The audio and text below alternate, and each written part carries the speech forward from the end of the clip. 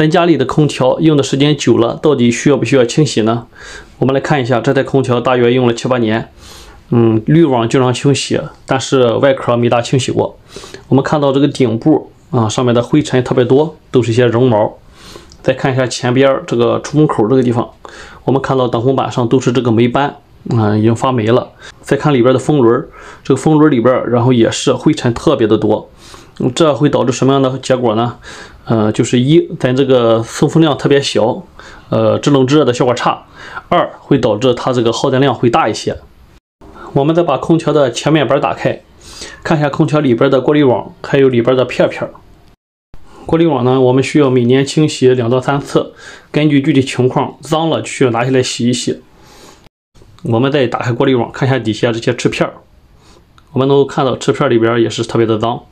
当然，这些翅片清洗起来都比较困难啊，因为它空隙非常的小，所以我们这个空调用的时间久了，一定要及时的清洗，不然的话呢会有异味，并且效果会差，耗电量也非常的多啊。